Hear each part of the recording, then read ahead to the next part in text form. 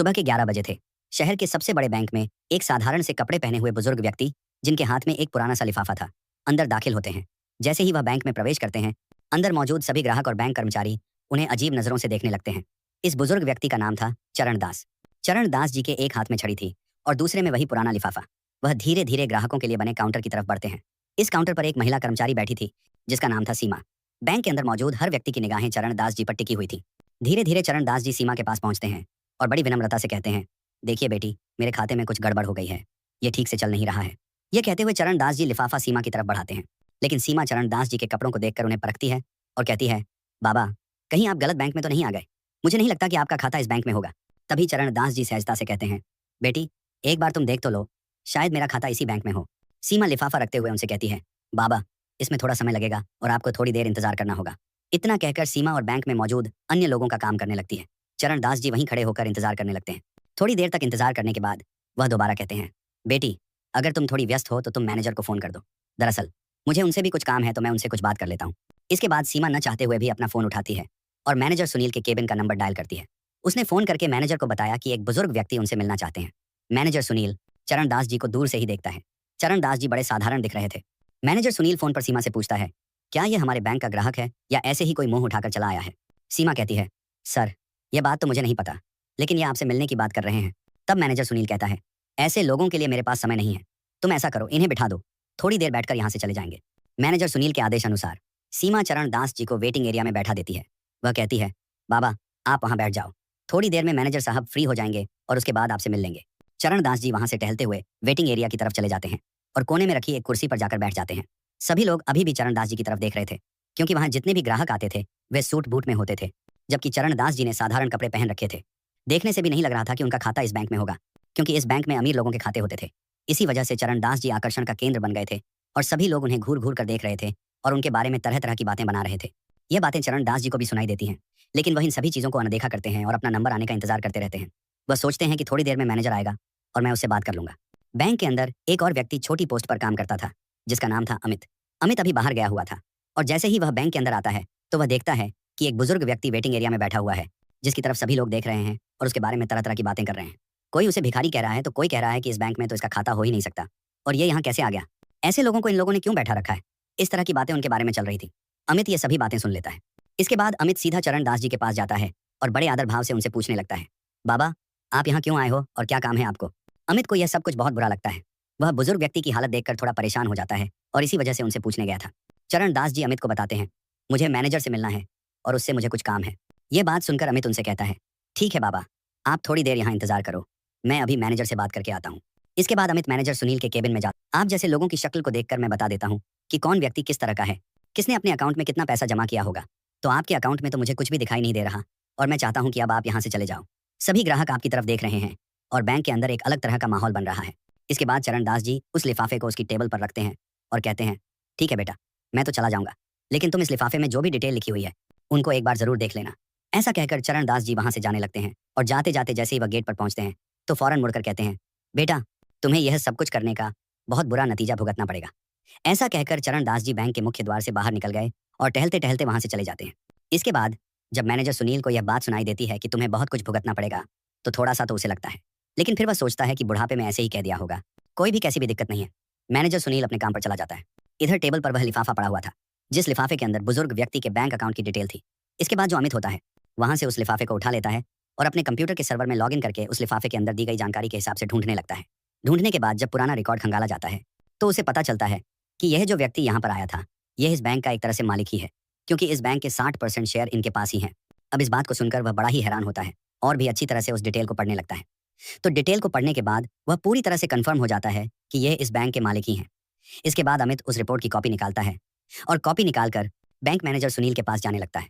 Bank manager Sunil अपने cabin में किसी अमीर ग्राहक से बात कर रहे थे और उन्हें तरह तरह की स्कीमें बता रहे थे।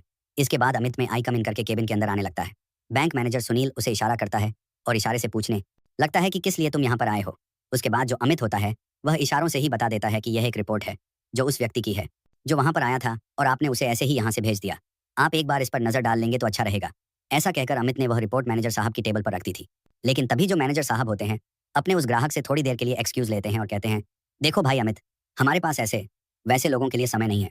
इसके बाद अमित बड़े आदर भाव से मैनेजर साहब से कहने लगता है, अगर आप इसको एक बार देख लें तो बड़ा ही अच्छा रहेगा। लेकिन जो मैनेजर सुनील है, वह उस रिपोर्ट को आगे की तरफ सरकाते हुए कहता है, मुझे इसको नहीं देखना और मुझे ऐसे ग्राहकों में कोई भी दिलचस्पी नहीं है। ऐसा कहकर उसने रिपोर्ट को अमित की तरफ बढ़ा दिया था और अमित उस रिपोर्ट को वहां से लेकर अपने काम में लग जाता है। बैंक के अंदर का माहौल अब शांत हो गया था। सभी लोग अपने काम में लग गए थे और धीरे धीरे शाम हो जाती है। चरणदास जी की वापसी। दूसरे दिन उसी समय पर, जिस समय पर चरणदास जी आए थे, उसी समय पर फिर से आते हैं। लेकिन आज उनके साथ एक सूट बूट वाला व्यक्ति था, जिसके हाथ में एक ब्रीफकेस भी था। अंदर आने के बाद वहां पर सभी लोगों का ध्यान अपनी तरफ खींचते हैं। इसके बाद वह मैनेजर सुनील को अपनी तरफ आने का इशारा करते हैं, तो मैनेजर भी डरते हुए अपने केबिन से निकलकर चरणदास जी के सामने आकर खड़ा हो जाता है। तभी चरणदास जी मैनेजर सुनील से कहते हैं, मैनेजर साहब, मैंने आपसे कहा था ना कि यह बात आपको बहुत भारी पड़ेगी। आपने जो कुछ भी कल मेरे साथ किया था, वह बिल्कुल भी बर्दाश्त के लायक नहीं है। तो अब आप अपनी सजा भुगतने के लिए तैयार हो जाइए। इस बात को सुनकर मैनेजर सुनील थोड़ा सा बौखला जाता है, लेकिन फिर वह सोचता है कि क्या सजा मुझे दे सकते हैं, भला मेरे साथ क्या कर सकते हैं। उसके बाद चरणदास जी कहते हैं, तुम्हें मैनेजर के पद से हटाया जा रहा है और तुम्हारी जगह इस बैंक में काम करने वाले अमित को मैनेजर बनाया जा रहा है और तुम्हें फील्ड का काम देखना होगा। इस बात को सुनकर मैनेजर सुनील थोड़ा सा बौखला जाता है और वह कहने लगता है, आप होते कौन हो मुझे इस तरह से हटाने वाले। तो चरणदास जी कह देते हैं, मैं इस बैंक का एक तरह से मालिक ही समझ लो, क्योंकि 60% शेयर वैल्यू मेरे पास है और मैं चाहूं तो तुम्हें हटा भी सकता हूं और किसी और को तुम्हारी जगह लगा भी सकता हूं। ये बात सुनकर बैंक के अंदर जितने भी कर्मचारी थे और जो कुछ ग्राहक कल भी इस बैंक के अंदर आए थे और आज भी आए थे, वह सभी लोग एकदम से हैरान हो जाते हैं और चरणदास जी की तरफ फटी की फटी निगाहों से देखने लगते हैं। इसके बाद वह व्यक्ति जो चरणदास जी के साथ आया था, वह अपने उस सूटकेस को खोलता है और उसमें से एक डॉक्यूमेंट निकालता है, जो कि अमित की पदोन्नति प्रमोशन का था। उसे एक बैंक मैनेजर बना दिया गया था। इसके बाद वह दूसरा लेटर निकलता है, जिसको बैंक मैनेजर सुनील को दे देता है और कहता है, अगर तुम्हें फील्ड में ड्यूटी करनी है तो तुम बेशक से कर लो, लेकिन मैनेजर बनकर तुम इस बैंक में नहीं रह सकते। ये बात सुनकर मैनेजर सुनील के पसीने छूटने लगते हैं और वह अपनी कल की गलती के लिए बुजुर्ग व्यक्ति से माफी मांगने लगता है। लेकिन तभी जो चरणदास जी होते हैं, वह उसे उठाते हैं और कहते हैं, माफी किस बात की मांग रहे हो और मैं किस वजह से तुम्हें माफ कर दूं। तुमने मेरे साथ जो व्यवहार किया था, वह हमारे इस बैंक की पॉलिसी के खिलाफ है। क्या तुमने कभी भी इस बैंक की पॉलिसी नहीं पढ़ी?